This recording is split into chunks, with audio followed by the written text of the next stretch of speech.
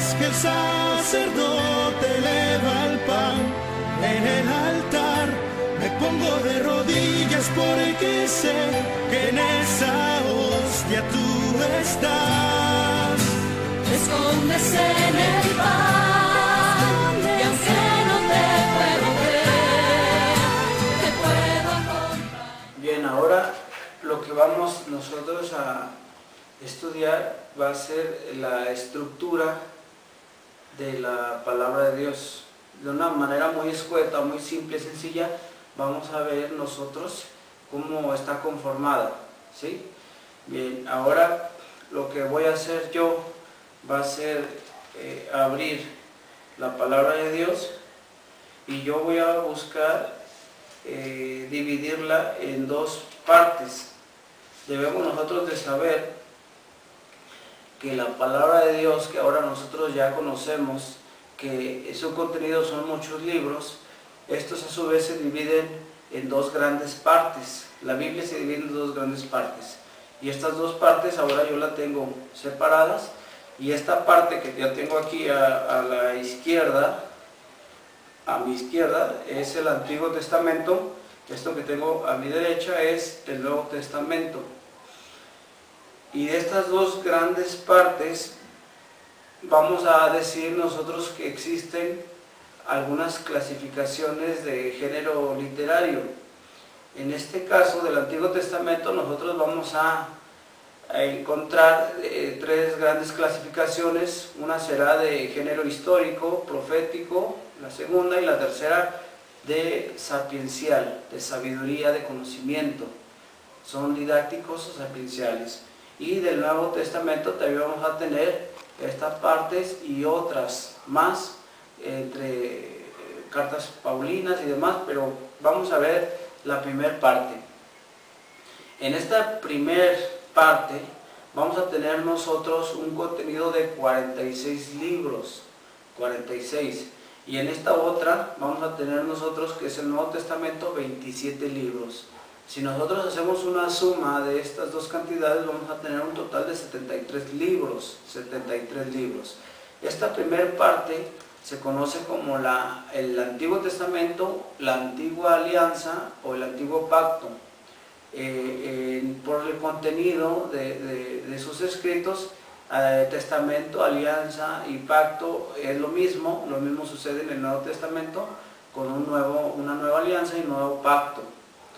Entonces nosotros decimos que tenemos esas tres grandes clasificaciones y ahora las vamos nosotros a encontrar diciendo que tenemos 21 libros históricos de los 46, 18 libros proféticos y 7 libros didácticos o sapienciales, ¿sí? Y entonces 21, 18 y 7 nos da un resultado de 46 libros, los que acabamos de mencionar.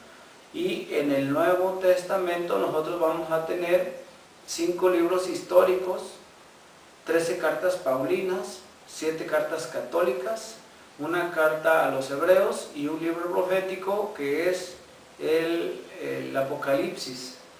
Entonces aquí estamos viendo nosotros la división, la gran división de la palabra de Dios. Encontramos sus dos nombres y a su vez unas clasificaciones de género literario. Y a grandes rasgos esto sería lo que nosotros tenemos en su contenido. Entonces, de forma muy estructural, ahora yo ya tengo una ventaja más, porque ahora yo tendría sobre todo esta referencia a lo que yo quiero leer, a lo que yo quiero buscar o a lo que nos refiere en alguna agrupación y demás. Es importantísimo saber que existen todos estos escritos clasificados en estos géneros de literatura, ¿verdad? Entonces, lo que sí es importante aclarar que cuando hablamos de 21 libros históricos, no significa que solo en esos 21 libros exista la historia. La historia está en toda la Sagrada Escritura, como también la parte profética está en toda la Sagrada Escritura, y toda la enseñanza de tipo del apartado didáctico sapiencial también está en toda la Escritura.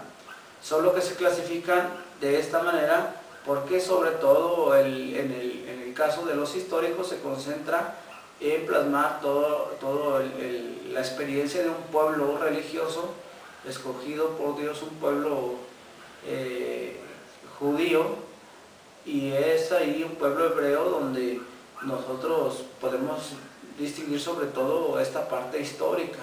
Vendrá la parte profética, donde hay un gran apartado con estos 18 libros que van a hablar sobre todo de esos personajes que Dios elige para estarse dirigiendo a su pueblo. Y esto sería la actividad profética, esas personas que se van a encargar de decir todo lo que Dios quiere transmitir a este pueblo, y luego vendrán esas máximas, esos escritos de sabiduría que vamos a ver plasmados también en la Sagrada Escritura en un apartado muy especial, como son Proverbios, Sabiduría, el Eclesiástico y demás.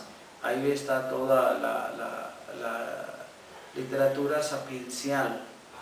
Y en el Nuevo Testamento, pues ya habíamos hablado, en los 5 libros históricos vamos a tener a los 4 evangelistas y vamos a tener el libro de Hechos de los Apóstoles.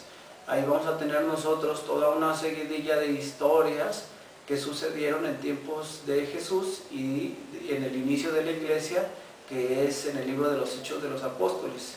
Muy interesantísimo leer toda esta parte. De hecho, es recomendable por ahora empezar a estudiar o a leer el libro del Evangelio de San Marcos. Esto lo dejaríamos para que vayamos poco a poquito adentrándonos a la palabra de Dios, y no empezar ahora por el libro del Génesis, como es el primer libro de la Biblia. Vamos a empezar a buscar a Jesús, que es por quien se escribe toda la Escritura, y vamos a empezar a descubrirlo a Él para que después de familiarizarlo con Jesús, Él y nosotros, acompañados por Él y de su mano, vayamos a recurrir el pasado. Y de esta forma será un poco más liviano que podamos comprender los textos bíblicos del Antiguo Testamento. También vamos a tener las cartas paulinas, cartas de San Pablo, aquel discípulo llamado por Cristo y convertido en apóstol también de la palabra. Y San Pablo tendrá varios escritos dirigidos a todas aquellas comunidades que a él le tocó fundar. Entonces ahí es donde localizamos 13 cartas de San Pablo, carta a los tesalonicenses, a los efesios, y así va a haber varias cartas que después nosotros vamos a estudiar. Y luego tenemos las cartas católicas, son aquellas cartas que no son dirigidas específicamente a una comunidad, sino que son dirigidas a todo creyente, a todo cristiano de la dispersión o la diáspora, a todos aquellos cristianos que han abrazado la nueva fe, que es la fe de la cruz. Entonces habrá estas 7 cartas que son dirigidas a todas las comunidades cristianas donde quiera que se encuentren. Y luego tenemos una carta a los hebreos, una carta importantísima, ¿verdad? Que lejos de ser una carta es un sermón que después vamos nosotros a analizar.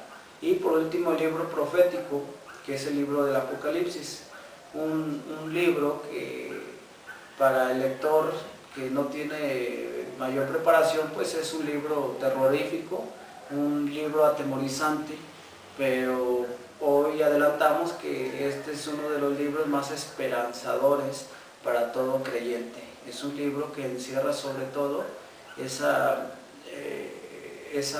esperanza de querer que se cumplan todas esas visiones de San Juan, porque esto nos llevará entonces al culmen del proyecto divino de Dios y recibir sobre todo sus gracias para estar ya con Él dentro de este cumplimiento. Pues es importantísimo, pues nada más de manera simple y sencilla, que reconozcamos sobre todo cuál es la estructura de la palabra de Dios. Entonces ahora tenemos un adelanto más de lo que debemos de saber antes de recurrir al texto bíblico. Enséñame, Señor, tu palabra cada día, hazme entender tus misterios.